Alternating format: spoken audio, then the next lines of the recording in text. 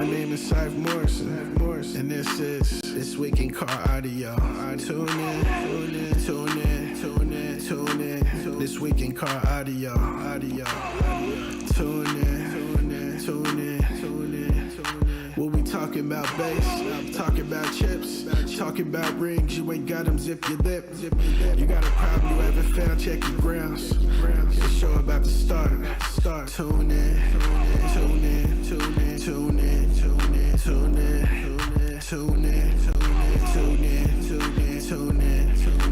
This Week in Car Audio. Yeah. Tune in. This Week in Car Audio. Welcome to This Week in Car Audio with your host, the Judge, Doug Stockton, co-hosted by Mr. Jeffrey Fernandez, internet sensation. What's up, Jeff?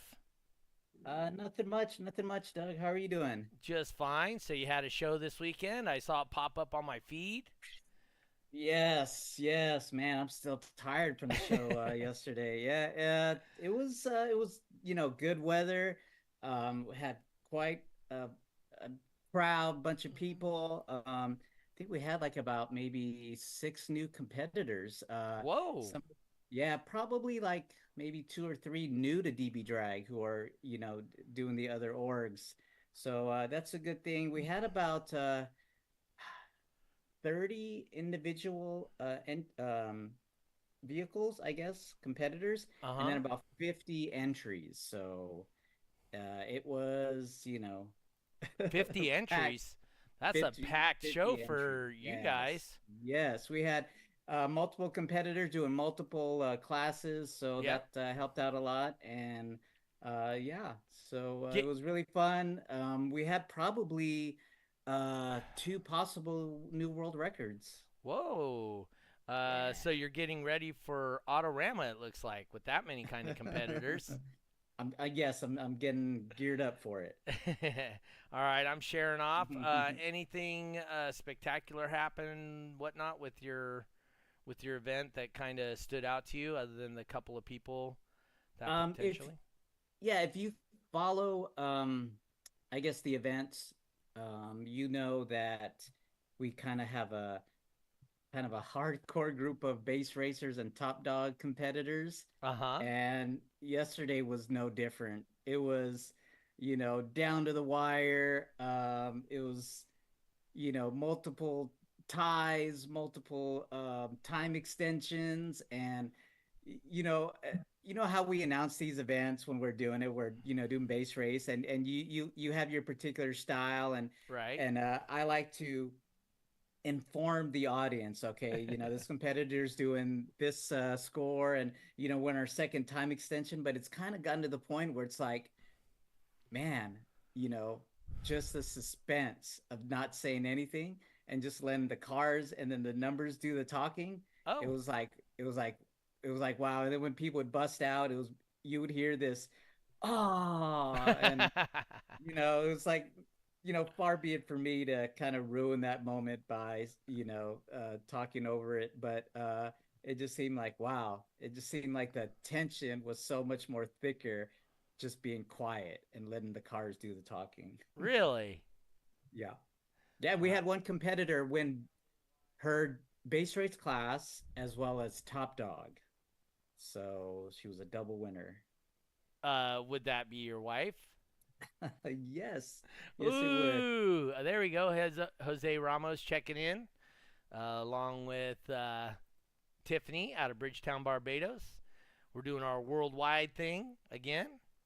Got a lot of stuff going on personally. Got my house stuff going, and signed some papers and whatnot. So get the house going in Wichita. So we're moving that direction. Let's see here. Nice. We got a few people watching already. All right. Well, speaking of your event this weekend, who were your sponsor? Well, let's go over our sponsors for our show. Sponsors for our show, once again, are Crossfire Car Audio, E-Box Design and Install, and Voodoo Customs. If you get an opportunity to support somebody who supports the things that you like to do, watch, and see. So please partake in one of our sponsors if you have an opportunity to. And if you do, please let them know that you heard about them or whatever through This Week in Car Audio. All right.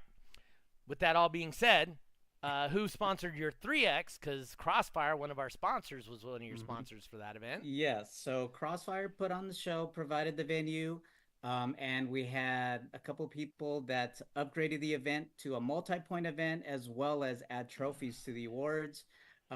First of which is Mobile Installation of Texas, also known as Julius Mike Johnson III. Thank you very Mac much. Daddy Johnson. Mac Daddy Johnson. And new sponsor, Longleaf Mechanical, aka Tony Currie, who is It's our guest today. yes. All right, Mr. Currie, how's it going? All right, sir. How about yourself? So, what in God's green earth made you want to sponsor a DB drag event?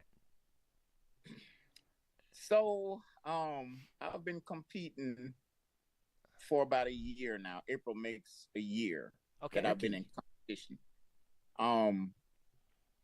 Being 49, I've been in car stereo since I was 16. And have been, messing up then.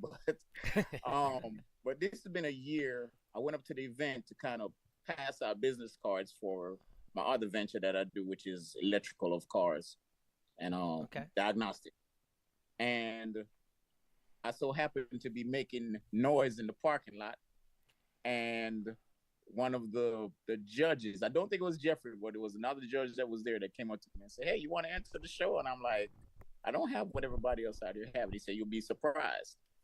And so I was playing Juicebox from my cell phone when Jeffrey announced that, "Hey, this guy's in his personal work truck. He just wants to know how loud he is on the street. So he's not a competitor. He just wants to know how loud." I'm like, okay. So I go on, and they put me in the lanes. I was following the rules, but I'm playing like Juicebox from my cell phone, not knowing about burp disc and that kind of stuff. So I did a 150.1.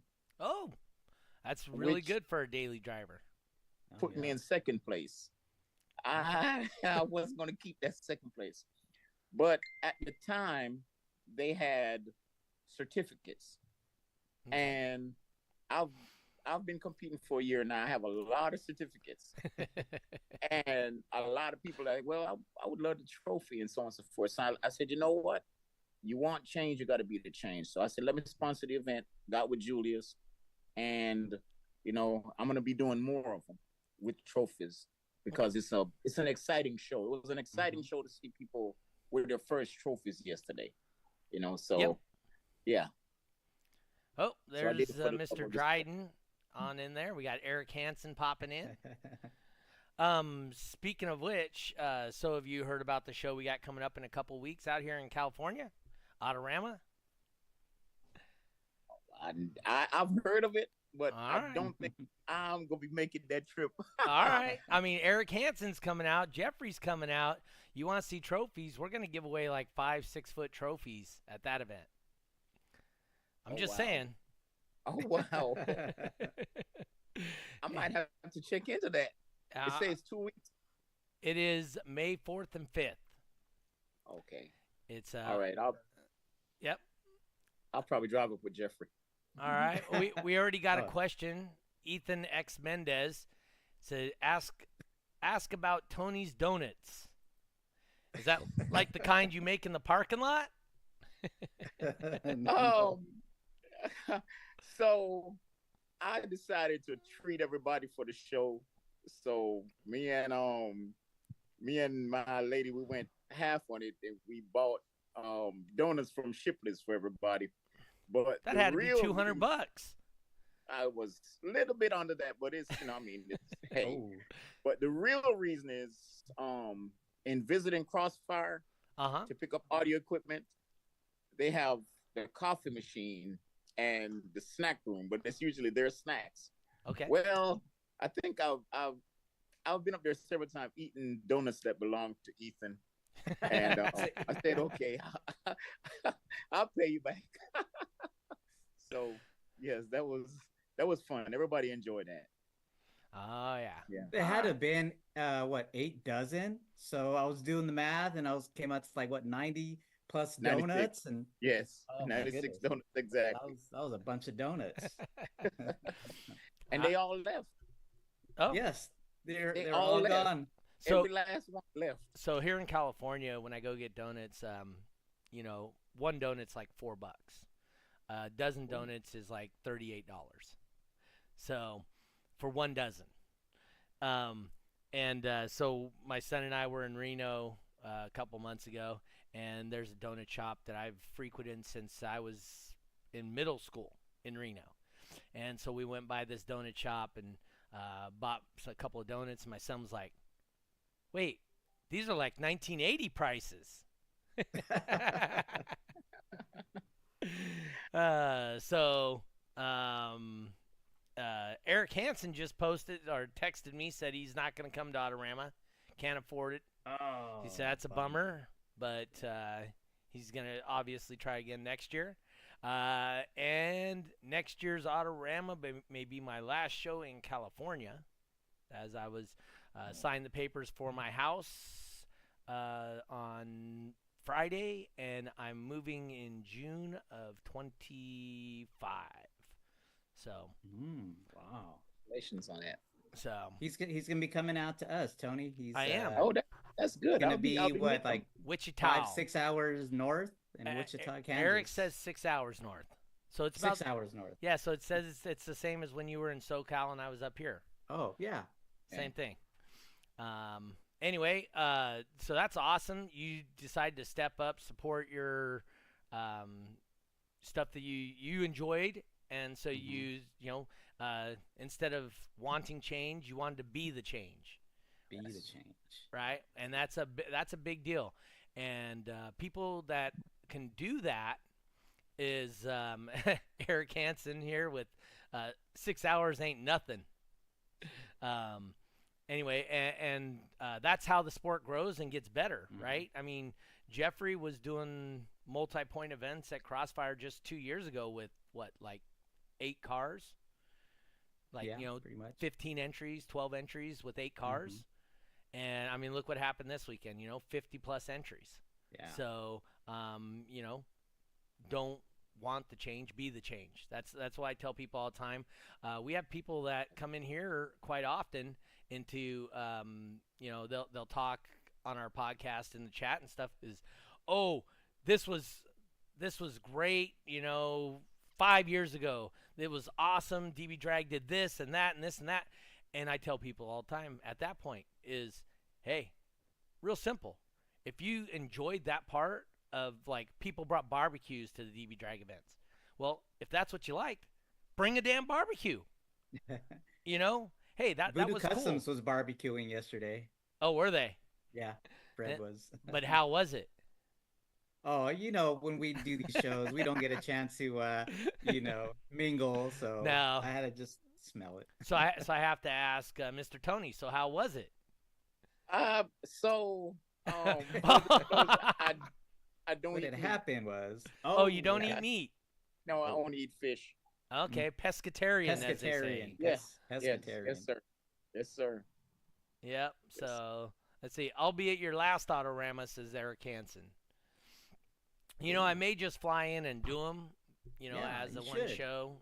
It's a show I've developed. I've ran it for 22 years. So, I mean, it's definitely a well-developed show. It's kind of has a whole bunch of its roots in the Northern California DB drag scene, right? So, so Tony, now let's get to the important stuff. Okay. Who, what, why? What got you involved? Like you said, you've been involved in car audio since you were 16. Was it an uncle, a dad, a cousin? So what was your moment of, oh damn, I'm gonna be in car audio? So in the neighborhood, just around my neighborhood that I was out by, let's say the Lowfield area of Dallas. When I left Jamaica, that was a way to make side money from my friends of hooking up radios and stuff. Okay. And I learned certain things like you have to tape wires. A black wire is not always a ground. Nope. You have to look at the diagrams. You have to, you can't tie into a light bulb because the remote wire tied into a light bulb is only going to work when the door is open. I've learned some things by trial and error. And I stepped away from that field. I went into paint and body, working at a paint and body shop. I started putting in engines, transmissions. When I got certified at that stuff, I stepped away and went to go work for the city, fixing buses. Did buses for 5 years, and I did trains for 7 years, fixing the trains. And that's where I really got my heavy electrical background from, because the train is all electric. It's a 1,000 volts DC on the catenary. So then I left there after 12 years, and I went to the oil field for a year. And I said, you know what? It's time for me to get back to my own business. And in doing electrical diagnostic and troubleshooting and stuff, it still seemed like work. The only thing that's never worked to me is car stereo. It's just, I love when I start on a stereo job, and I love when I finish and I hear how it sounds. And I love the look on the customer's face when they see that, you know, I mean, they've gotten more than they thought they were going to get for the price that I charged them. And then they bring somebody else in. And so that's what got me in it. And it's not work to me. I love it. I actually love it. Now I'm the competitive side of it, and I'm getting better. Okay. I'm getting better. So I do have a quick but question I'm loving for it you. even more. This is the important question. When you install a new system, what song do you play to hear it for the first time? So if I want to hear clarity, there's a song by Usher called Climax. Okay. And that gives me my voice clarity. For bass, because usually most boxes are tuned to about 30 hertz, just everyday street music, so people can have a range of up and down. So I don't build boxes, but most of my box builders, they like to tune the boxes within the 31, 32 hertz range. And so what I play is like Juice Box, the very same song that I played on my first competition. And Juice Box is a 33 hertz song. And so I'm like, yeah, that's usually what I use to tune it. Now that I've learned about the rebase music, you know, I'll play some so the customer can hear it, but then I don't want them going around playing it because they might burn out their system. So I'll play it so they can hear it, and then I give them certain suggestions on what to listen to. That's not rebased. Yeah. So last week we were talking. One of the songs that I always play is "My Posse's on Broadway," or "Back to the Hotel," right? And so I reached out to Sir Mix-a-Lot, and so we've been talking back and forth. So he may become a guest on here. So we'll see how that goes. But yeah, we've had multiple texts back and forth, and we'll see. That's cool. See if we can't get him on here, because that's, like I said, that's one of the things, you know, is, hey, you know, growing up as a kid, you know, you're probably about my age. I'm 51, so you know, growing up, I listened to In Too Deep and Sir Mix-a-Lot, and that was like my, hey, I just want to hear bass real quick. I install a system. My posse's on Broadway. Posse up. And then just boom. You know, when it hits, and then just like, oh, okay, that's what I was looking for. You know. That song, Brass Monkey. Yep, Brass Monkey. Little Paul Revere with the reverse bass. Yes. My woofers are going 90s. The wrong way. Yeah, that was the 90s. Yes. So, so that's one of the songs I listen to a lot. And clarity. How do you get clarity out of 15 and 18-inch subwoofers? Because that's all I install. So right. So the best way I've learned to figure it out is been, of course, nobody has calibrated ears. You have to do your ears at some point. And if you don't get it just right, what I've been seeing is the customer will go back and try to turn the amp up to what they want. Oh, so speaking of which, I can't remember who it was. I don't think it was Crossfire, but I think it was who was the one that came up with the 1100 watt amp? back in the early 2000s. DEI. I think DEI actually had where you had to use a coded key to adjust the amp. So you as the shop owner would set the amp, take the coded key, and let your customer drive out, and they can't adjust the amp anymore. Genius. That was a genius idea. Dude, it was so awesome. Jay's Alarms had it at his shop. That's why I think it was DEI. And I was like, dude, that's awesome, because realistically, the minute a customer goes to demo it, it's never as loud as you think it is when you go to demo it. So then you go back there, the gain is a volume knob. No. It's not a volume knob. It's an It's not a impedance. volume. Well, your basic customer sure thinks it's a volume knob.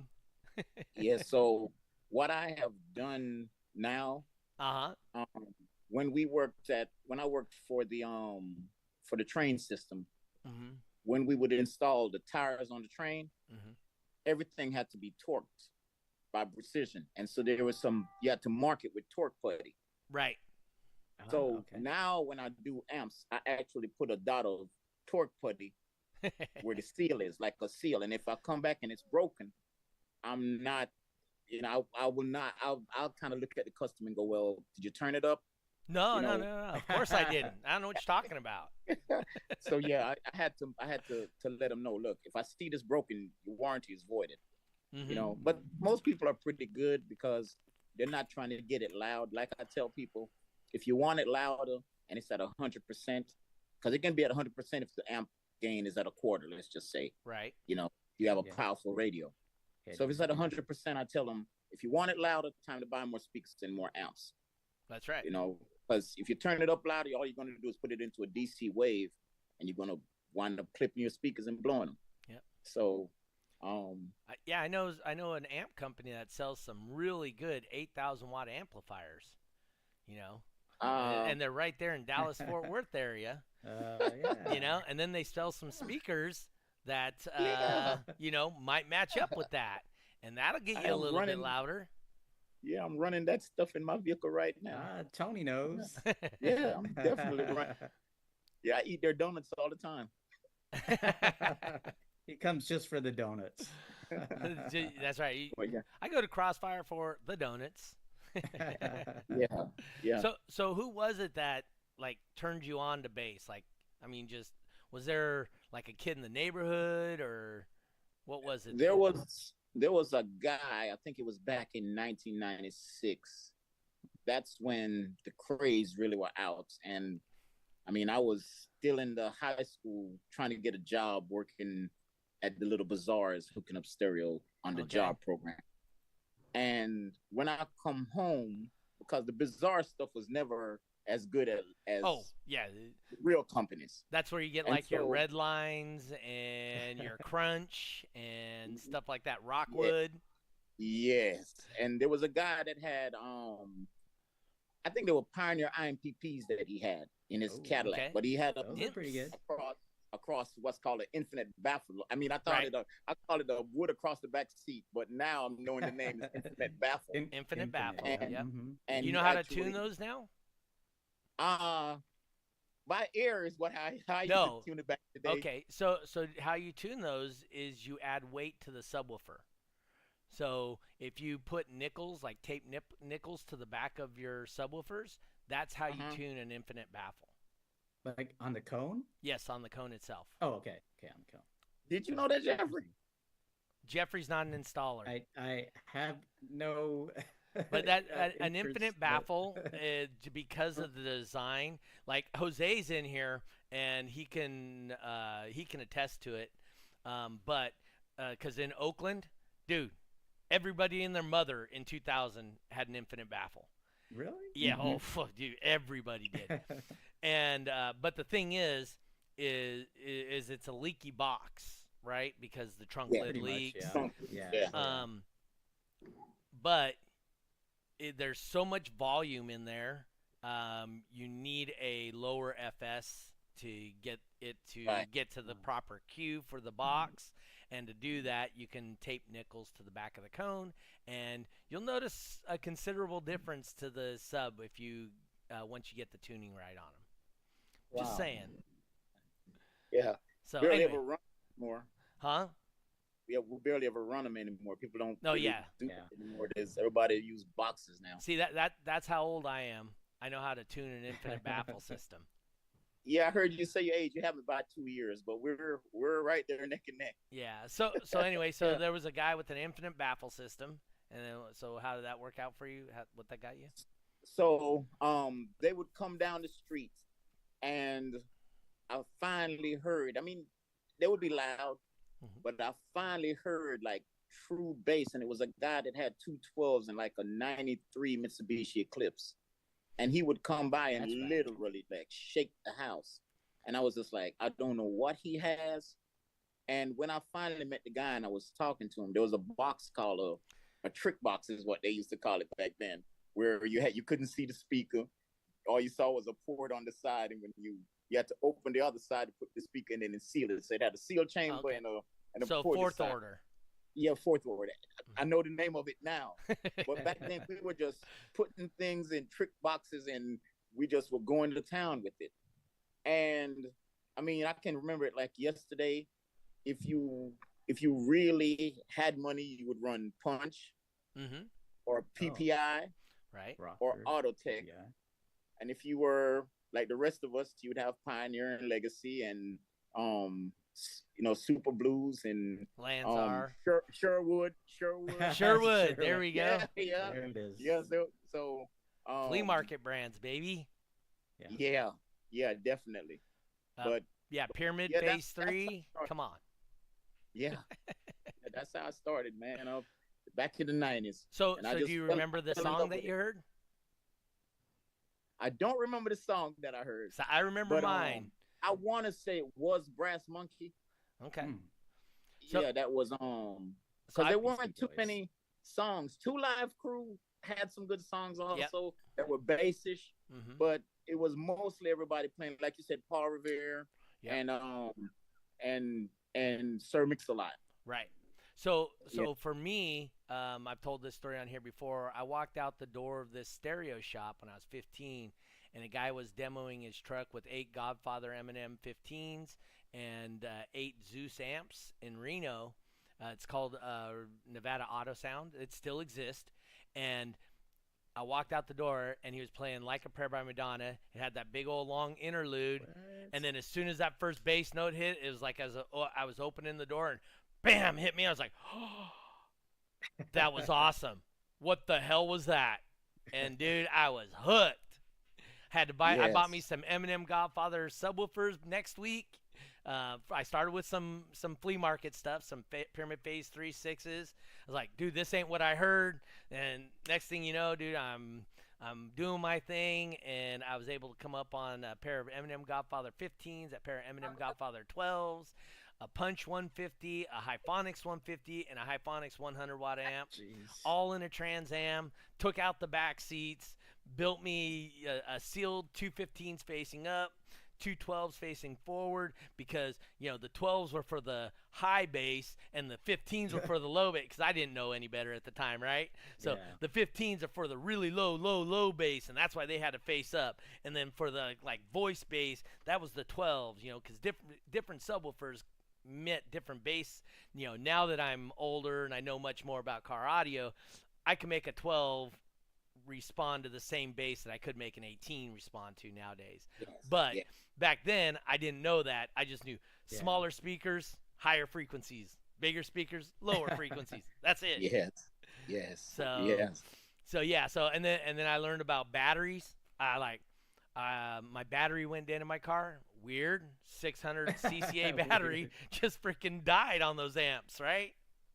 Yeah. And weird that happened. And then I was like, you know what? What's the best battery you have? And he goes, well, this is our most expensive, and it was 1100 CCA. And I go, well, if it's more expensive, it must be better. So then I put that in, and I was like, damn, this shit's hella louder.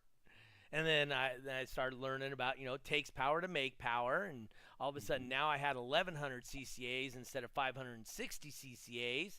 So now my amps weren't starved as much, and well, I have more bass. It was awesome. So those are like you said, learn by trial. I mentioned this story before. For long-time listeners, is when I first installed, I used to shove the wires underneath the. So back in the days, we used to have these metal door jams on the bottom of the cars, these old cars, right? And so I took a screwdriver and I would shove my wires underneath the door jam instead of unscrewing them. 15, 16 years old, I don't know no better. And then my car caught on fire. Yes. So I learned my lesson that way, that you don't stick that. But I also learned, Eric Hansen said Jeffrey had a lot of batteries in the 90s. Oh, yeah. AGMs, baby. AGMs back then. Yep. Oh, yeah, this wasn't even AGM. This was lead acid back in the 90s. Yeah. But, yeah, so another thing I found out, not sure how, but, you can weld with speaker wire. I'm just saying. Yes, it's its own welding rod. They call it a short. Oh, that's what it's called. I remember now. Yes. So I've welded some stuff in the car accidentally. Yeah. With some exposed wire. So. Yeah. Well, let's. What systems have you had in the past, Tony? Yeah. And what do you have now? So, what I'm running now, because I'm crossfire all the way. I found something that I've liked, and I go into the things that I like. I'll go all in, and so I'm running 6 XT315s that were built by Roger Bridges, custom for my vehicle. I'm running 2 Crossfire 12Ks. I'm running them strapped at 2 ohms. I'm trying to keep it as a demo because I don't want it going hot, because people like to hear demos, and that's how you sell speakers. They hear something, they like it. You don't want to see it burn up in front of them, because then I'm pushing it conservatively. I'm running 6 Crossfire 15s, 2 of the 12Ks. I'm running 135 amp hour of lithium batteries. I'm running 2 AGMs under my hood on a 300 amp alternator. And then I have 3 more alternators that are running the 320 amp alternators that are running the lithium side of it. So I'm pretty loud on my words. On my words and my mids, I have 20 speakers. And about 20. 8 Crossfire 6.5 mid ranges. Is it like all the door dash doors? I have 2 hidden in the dash. Okay. 2 down by my kick panel by my ankles. So I have 20 altogether. Between subwoofers, between mid ranges and tweeters. Yeah, so it's loud enough to balance the bass and not give me hearing problems, I guess. Yeah. Real quick. Because go ahead. In my opinion, it's the higher frequency that gets you hearing. Oh, yeah. More than the absolutely. low frequency. Yes, I don't know if you've ever heard my screed on it, but I've got the science behind it and all that. The short version is, so your hair, there's little hairs in your ears. With the bass, it moves slow and sways like corn. Okay. Because that's the bass notes are long, swooping signals, right? So it actually moves air, big, long, swooping things. The higher frequencies, they're really sharp. The frequencies are really quick up and down. And so what they do is they hit those hairs and they bust them over. And once you bent over and break it, your hearing's gone. So it's not like they're not swaying like stalks of corn. Now it's like somebody with a truck just came and sliced the hairs, and it bends them over, and they're permanently done. So that's the reason for that. Leo Valdez asked me about Sonic FX subs. Yes, sir. I did used to do Sonic FX subs. That was my company. did I make Sonic FX subs or another company? I was also OEMing for 2 other companies at the time, but yes, I did have Sonic FX was my brand. I actually still have 212s downstairs or 210s. No, I think it's 212s that I'm going to put in my Trans Am. No, 210s in my Trans Am. No, the 10s are Incriminator Audio, but I have 212s still sitting in my garage, sealed from when I made them, waiting for the day for me to break them out. So, because I ended up starting a subwoofer manufacturing company because I enjoyed car audio that much. So, anyway, so you heard this guy's music. It was awesome. It got your juices flowing, and you started installing and learning the hard way. School of Hard Knocks, the best school ever. Yes, that's to me. If somebody tell you that they've never messed up, then they've never. I wouldn't let that person touch anything of mine. So I mean, even Albert Einstein, right? Even Albert Einstein said he didn't fail 400 times on the light bulb. He found 400 ways not to make a light bulb. So it looks like Tony got frozen. But did he? Yeah, he's frozen. Edwin Dryden was asking. He has a couple of Crossfire 12s pushed by a Crossfire amp, and he was wondering for any recommendations in Berkeley. The recommendation I would say in Berkeley is probably Jose. He lives right there in Oakland, which isn't too far away. Back. He's back. I'm back. Oh, he made it back. Yeah. Yes, I'm back. Oh, yep. Yeah, Eric. What did I miss?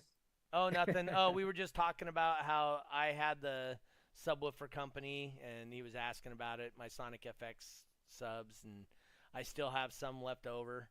The thing was, the name of my company was Sonic FX. My logo was an elephant, and my logo said, what was it? Like a herd of stampeding elephants for peanuts the price of the competitor, or something like that. Okay. So, interesting. But I did very well. I was selling a lot of subs, and it got too big for me and ended up closing it down. So, but yeah, it was a good thing. But what are your goals, Tony, in car audio? Are you?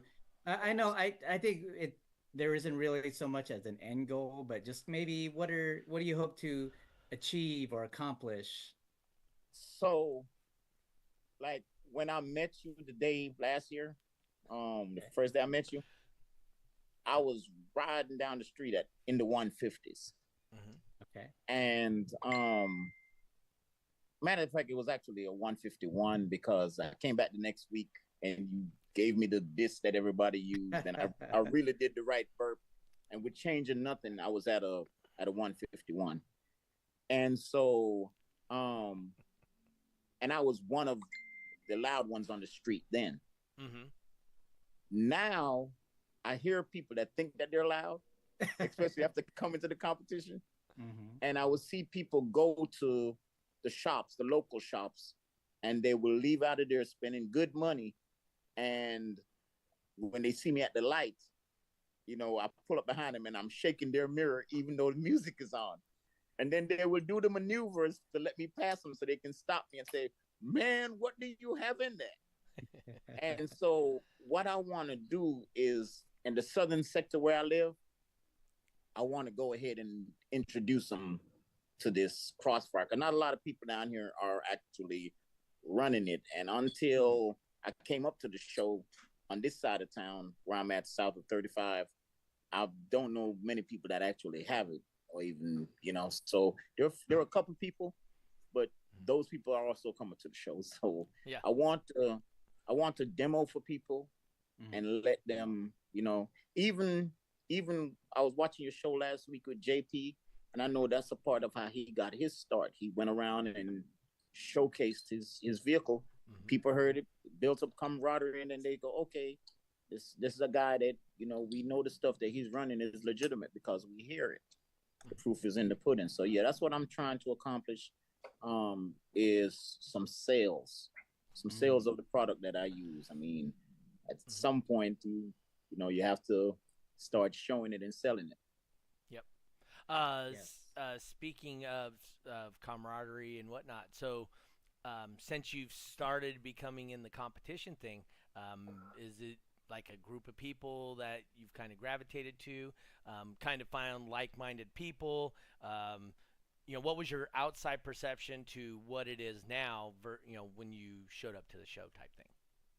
So, now that I'm in the group, like a lot of competitors that I compete against, like one of your sponsors, Voodoo Customs, and the guy that builds my box for me, he's a competitor of mine, but he builds me the best box that he can build.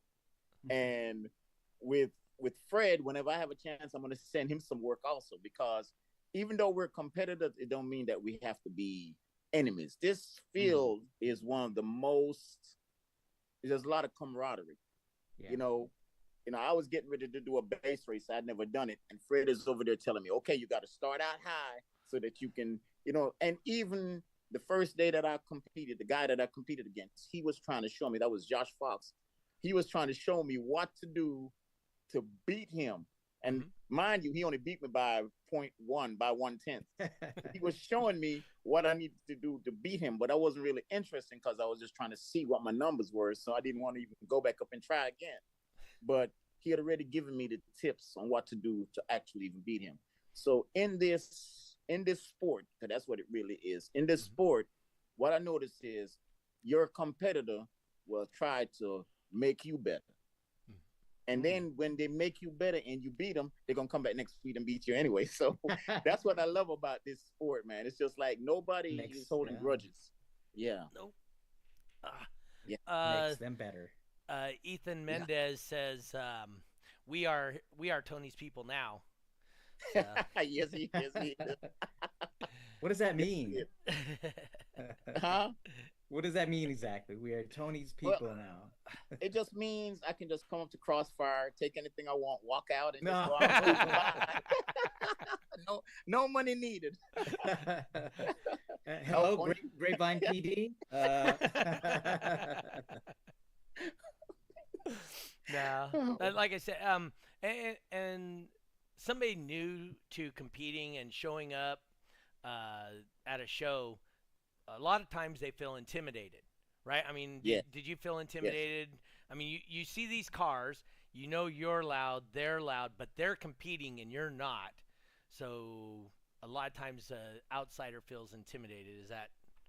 So I had a friend with me on the first day that I went, and he was going around doing the meet and greet and helping to hand out my business cards. Okay. And the loudest vehicle that was there to me that day, the loudest, as I pulled up, there was a vehicle there just demoing, and that was the Kraken. You know who that is.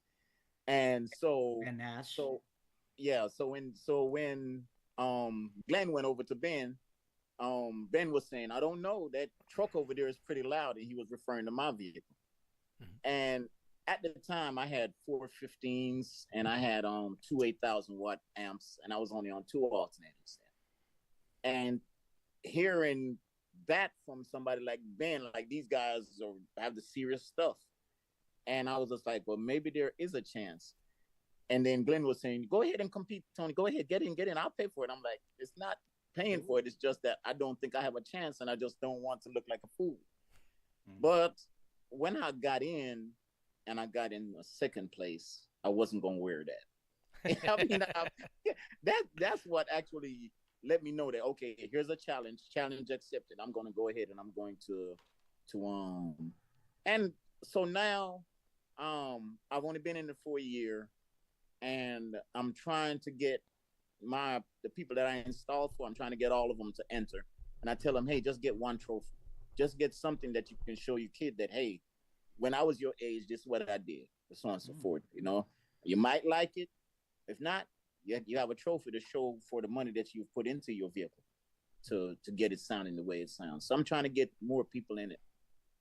Yep. Well, my customers, at least, I'm trying to get them to get a trophy. There you go. It's it it is like you said. They want you to be good to push them and make them better. That is very, very common in the DB drag circuit.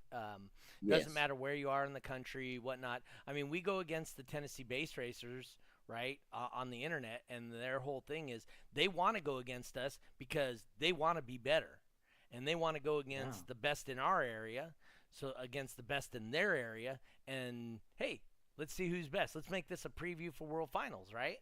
So that's a lot of what's going on with those guys, and I think it's awesome that that's how you took it, as this is a challenge, and it's a challenge where people are actually going to help me. You can. So in business, we talk about how if you build up the people below you, you stand taller. Right? So whoever's at the top, if he helps the people down below, he helps the guy that's just coming in or with only 212s, but he makes him a better competitor, that's ultimately going to boost him up higher. And it's truly not about you. It's about the camaraderie and hanging out with buddies and stuff like that. It's just awesome. And then you end up hanging out with them outside of the car shows. Yes. Right? Yes. And next thing you know, you're invited to somebody's Christmas party and, Thanksgiving and birthday parties and, stuff. Yeah. I mean, Team Basic, shoot, those guys are part of each other's baptisms for their kids and stuff, Wow. Godfathers. Wedding parties. Yeah, birthday party. I mean, you name it. So that's all part of what we do. And some people don't quite understand that, and it's difficult to understand the breadth of it until you're actually part of it, right? Yes. Yeah. So that's true. So what classes do you compete in? So this is funny. I was telling Jeffrey. So I have been in this for a year now. I compete in the same first 4 classes, everything except Top Dog. Except Top Dog. Everything just need some time to get ready. So everything that I compete in, every time I get on the meter, I always say, Jeffrey, now what am I doing again? What am I doing? He said, this is going to burp class. Okay, so what should I burp? He goes, whatever the frequency you're allowed at.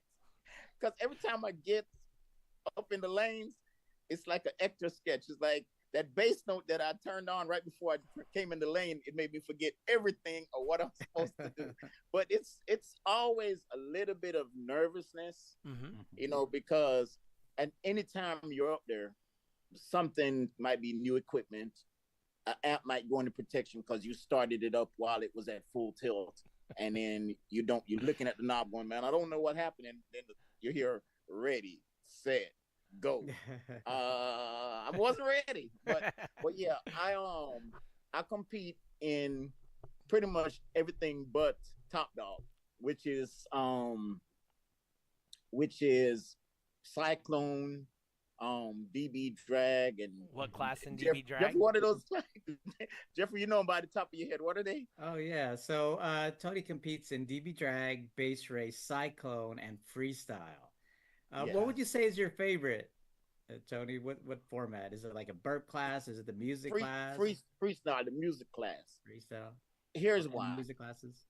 Here's why. My customers, my everyday customers that I actually hook their stuff up for them, they don't know what a burp is. And until I came up to the competition, I wouldn't know what a burp is. Matter of fact, I was out in the parking lot playing music that day, and I would hear these noise like womp, and I was like, what is that? And what song is that? I actually thought somebody's equipment was malfunctioning because I'd hear womp, and I'm like, what is that noise? What's going on? It sounds like an amp that's grounding out or something. There's RCA jack that's bad, interference, feedback. And so my customers, they're used to loud music that's playing actual music. So I learned what burp is. I learned that, it's a short burst that's actually going to go to your speakers, and that's the loudest you can get, and dynamic power. And I'm learning these things. But my favorite is what I've always done: just turn it up and let it bang. I think Cyclone is kind of a good way of showcasing to potential customers your system, because for one, you're playing with the door open, and if you've got a lot of bass, you could tell them, hey, come over here right by the door, right by this. And they're going to be able to feel it, they can feel it. They can hear it. And so, yeah, I mean, if you want to focus on something like that, getting people to, you should see some of the videos we've done with, I'm not sure if you were around when Nathan Milliard, DD Tank was there. DD Tank, he would do Cyclone runs, 20 hertz at 160 dB, shaking our windows, and something like that would definitely that vehicle is a ridiculous build, man. It's there's something to see. Now, do you see yourself having that kind of build soon or in the future? So he starts with the so I know you remember the Maserati that was up there on yesterday. My neighbor, we're collaborating, and he's not to let too much out the bag, but my truck really, Jeffrey, because I go so many places and people stop me at the light and ask me what's in it, or even when I'm playing just my words and I turn the bass off. But my truck is really a work truck. I really go to shops and go around to other people and go and help people that are broke down and can't figure out what it is and electrical problems. So because it's a work truck, I want to keep my back seats. That's the only reason why I'm just now getting the 160, because I could go, man, I want to do 170, tear it down and put 2012 in there, huh? Yes, but I still have to use it as a work truck, and my scanners really do ride around with me when I'm not going, when I'm not up there at the shows. So that being said, we want a dedicated base build or something that's going to be nice. So we're going to invest it in that. We're going to invest time, energy into his build. I don't think I want to get any louder. At 49, about to be 50. I was doing demos yesterday, and I don't know if the people noticed, but when I turned up the music, I would actually jump out. I would jump out and hold the knob and let them sit inside. Yeah, I noticed. I was like, wait, you were actually at the booth at the DB Drag tent, and I think Jeff Gatlin was in the driver's seat of your car doing a demo for somebody, and I was like, oh wow, somebody's letting some other people do demos in his own car. Yes, and it actually plucked the mirror off of my windshield. It broke snapped the mirror off. Wow. So when you turn 50, I mean, I'm glad there's a volume control, because I'm getting there, and I know I wouldn't want to have something louder than that. I enjoy the people that do it. I enjoy hearing it. But as far as my personal vehicle, I have it just loud enough to where I can be like, okay, this is what you can do. And if you want to go a little louder, we can do that. But this is 3/4 of the way right here, pretty much. Yeah. All right. Yeah, keep us updated on that build, Jeffrey. We're running. It's gonna be from a local Dallas brand. All right, we'll see. Yes. Nice. I mean, it'll definitely come out, right? I mean, we'll see it as you build it. Yes. Well, Jeffrey, we're running up on our time. We're already 54 minutes in, so why don't you hit him with the last question? All right, Tony, you've watched our show a few times already, so you know that we have a question that we ask basically all of our guests. Is basically we want to know, what is your definition of a bass head? You mean, let me get a mirror. Then I can say what's in the mirror. No, somebody who, like for me, when I get a car, I don't care if it's a Mercedes or any car that I buy, I'm going to have a stereo in it. I'm going to have some bass. If it can't fit a lot of bass, then we're going to make space. I don't care if we're cutting metal, we're going to get some bass in the car. A bass head is not going to have a vehicle without any music in it. I People that I know, everybody has music in their car. So that's my definition of a bass head: somebody who's just not going to live without bass, is just going to always have it. So I've had cars that's not running, and I'd go outside and just have a battery charger on it, and and I would listen to the music with that. So yeah, that's my definition of a bass head. You're always going to have a certain amount of money tied up in. It doesn't matter if you don't have rims on the car; you're going to have music in it. Cool. Seen plenty of them cars. Yes, sir. All right. Yeah. So, Tony, is there anybody you'd like to make a shout out to? Thanks, anything like that? Well, first of all, like I'm getting an award. I'd like to thank Crossfire Car. Yeah, I would like to thank all the people who have came out to the show yesterday and supported it. I'd like to thank like my neighbor here, Edwin, who always is supportive of all the ventures that I take on. Jeffrey, especially, he's always supportive. Roger, just basically everybody in the bass community who's been trying to better me.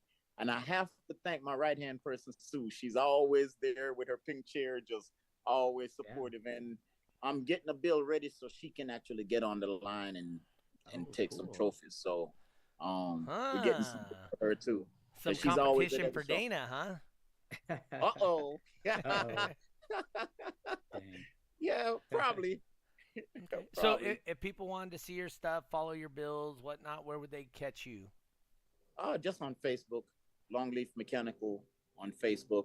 I have an Instagram also. It's a new platform for me though, so I haven't really posted a lot there.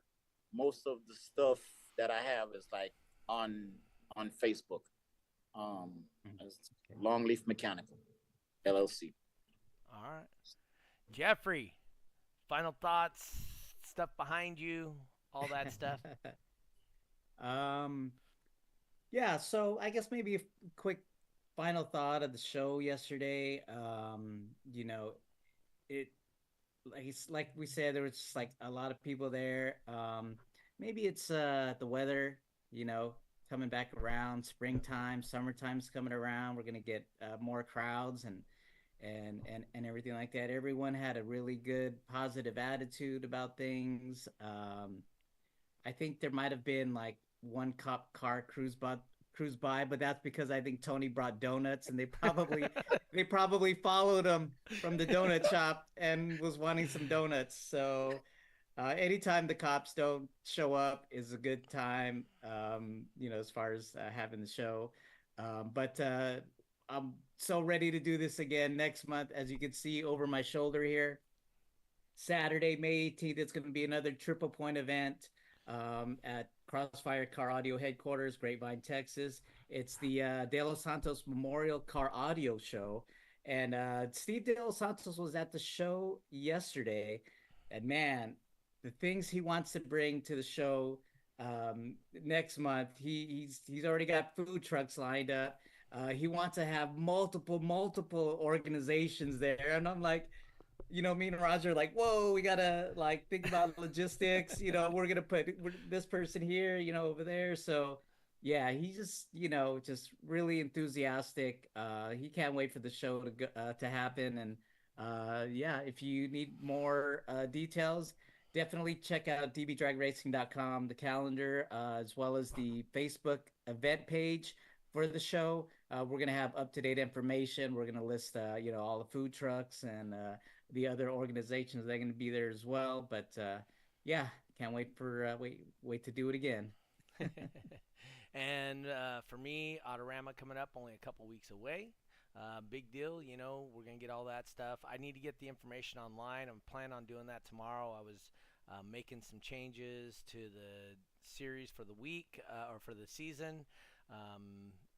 Ray Pimley has one of his events that were conflict with mine. I'm going to move mine, not a big deal. It's the one that he's having at his mom's house. It's at the river or something they're calling it. Okay.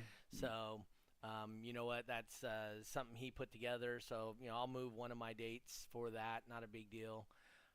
Other than that, Autorama, huge focus. In case you guys didn't hear, we're giving away Brian Nyman trophies on the 3X on Sunday. So we got some World Finals trophies we're giving out for that. We got some 3X trophies. I mean, we just have a lot of stuff we're going to hand out. But like I said, they're all going to have a memorial plaque for Brian Nyman on it. It's a big deal to me and to many other people around. He's a big part of the car audio scene here in Northern California. So it's a little appreciation we can do. He loved Autorama. He's been to Autorama. He loves Surf City, that kind of thing, sister things. As Eric Hansen says, yeah, it's about time to go bowling. I've taken all kinds of money this last week. A guy bowled me, theoretically, somebody may have actually tried to bowl me for $100. Got me $100 a game on that guy. Another guy wanted to bowl me for $50 a game, making some money there. I got second in a tournament last weekend. This weekend I got fourth place in a big major tournament. So, I may be doing all right with the bowling thing right now. Anyway, so I got to go take care of some people's bowling tonight and get that all knocked out. Other than that, like I said, I got Autorama going on. I got the house thing doing. It's a lot of work right now. So I'm trying to get all that stuff knocked down. But everything's going. We're getting the system going. And 2 weeks, the system goes full bore. I'm doing 3 out of 4 weekends a month. We'll be doing shows again here in California. So we will be busy. Got some special stuff also. See, Tony, we got to catch up to those guys in California. They got like Friday, Saturday, Sunday shows? No, no, we don't. No, we have Saturday, week off Saturday, and then start Saturday, week off Saturday. So we go 3 straight and then a week off. 3 straight, a week off. That's how we do our shows out this way. We're used to having like once a month out here, but man. But Julius Mack Johnson said, "Nope, I want more points." Exactly, yeah. So, all right, guys. Well, I want to thank you guys for tuning in. Thank you to Tony for Tony the Tech, as his shirt says, with the leaf. Was it long leaf? Long leaf, yes, sir. Long leaf LLC. Thank him for coming on the show tonight. Next week, we're going to have the guys from Autorama. So we'll have John Buck on probably and one of his other cohorts. We'll talk everything Autorama next week. That'll be on Monday night, 5:30 California time, the only time that matters. Thanks for tuning in. Remember to like, share, subscribe, blah, blah, blah, all that crap. Let's get to my 500 subscribers on YouTube so then I can go up to 1,000, please. That would be I would love to get to my 1,000 on YouTube so that we can get this thing in a different situation. Anyway, all right, guys. Thanks again. We will see you guys next week on This Week in Car Audio. Peace. We out.